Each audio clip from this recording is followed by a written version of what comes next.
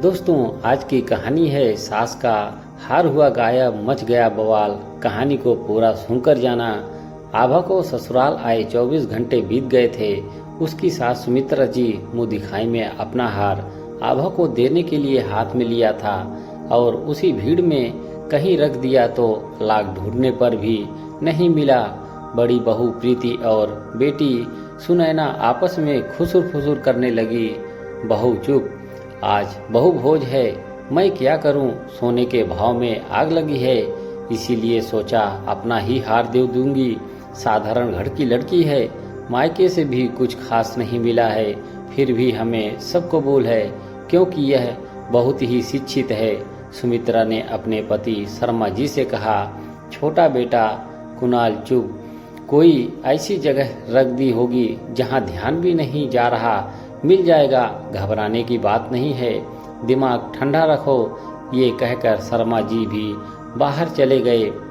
Mummy जी एक बार आभा की अटैची को भी सोच रहे हैं, देख लें, शायद धोखे से आपने ही रख दिया हो, प्रीति ने कहा, जिसमें सुनैना की भी सहमति थी।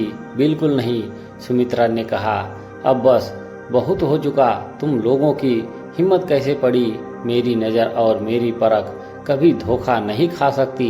ये लड़की पूरा खरा सोना है।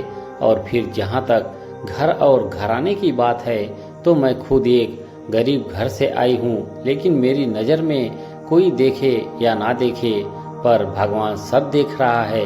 इतनी पढ़ी लिखी और शिक्षित है कि जितना दहेज मिलता उसका कई गुना साल भर में कमा कर रख देगी। और फिर ये सब कहने की तो छोड़ो, सोचने की भी तुम लोगों की हिम्मत कैसे हुई।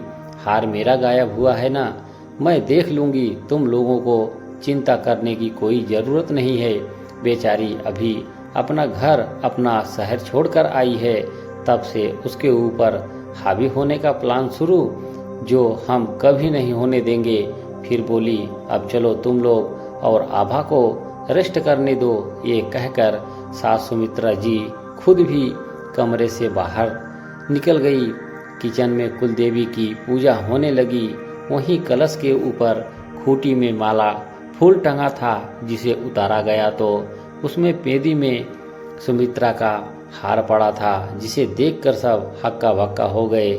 छोटा बेटा कुणाल माँ को कृतज्ञता भरी नजरों से देखता रह गया। आभा सहमी सी खड़ी रही। दुनिया उलट कर टंग जाए तब भी मैं तुम्हारे खिलाफ कुछ नहीं सुनूंगी। मुझे अपनी सोच समझ और परख पर भरोसा है।